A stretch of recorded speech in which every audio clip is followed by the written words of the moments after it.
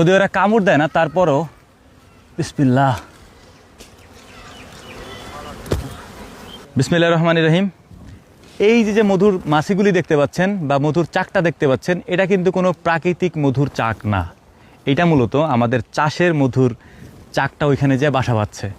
এই যে এখানে দেখতে পাচ্ছেন, এগুলো হচ্ছে বক্স, মানে চাষের মধুর বক্স। এরাই কিছু সংখ্যক লোকজন যায়, মানে কিছু সংখ্যক মধুর মাছি যায় এখানে বাসা বাঁধছে। এখন আমাদের করণীয় হচ্ছে এটাকে ভেঙে দেওয়া বা এখান থেকে নামিয়ে দেওয়া।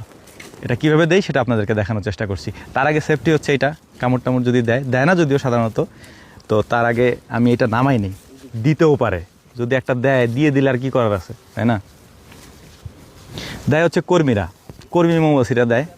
আচ্ছা যাই হোক, এখন এটা দিয়ে পাওয়া বাড়তে তো আমার আগে, কারণ কামড় খাওয়া যাবে না কোনোভাবেই। আগের বার খাই আমার শিক্ষা হয়ে গেছে খুব ভালোভাবে। আগের বার না, বেশ কয়েকবার খাইছি, কিন্তু আজকে খাবো না, প্রতিজ্ঞা করেছি বাড়ির থেকে।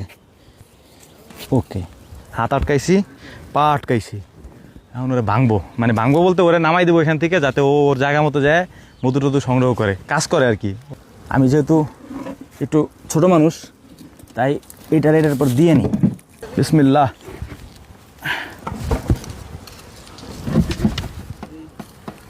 ইন্নালিল্লাহ। যদি ওরা কামড় দেয় না তারপরও বিসমিল্লাহ। বললাম না অতিরিক্ত কনফিডেন্স ভালো না, দিছে একটা। এখন এটাকে পুরোটা নামানোর সিস্টেম কি, আমি তো হাত দিয়ে পণ্ডিত করে নামাইতে গেছি। সিস্টেমটা হচ্ছে যে ফ্রেম আছে, এই ফ্রেমটাকে সুন্দর করে খোলা এক জায়গায় কোথাও রেখে দিতে হবে। রেখে দিলে ওইখান থেকে উইরে এই ফ্রেমের ভিতরে ঢুকবে।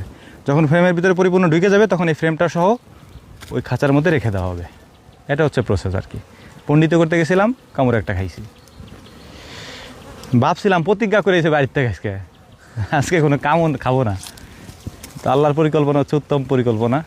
আল্লাহ যেটা তাকদিরে লিখে রাখছেন ওইটাই হবে, আমি যতই ভাবি। যাই হোক, আসসালামু আলাইকুম।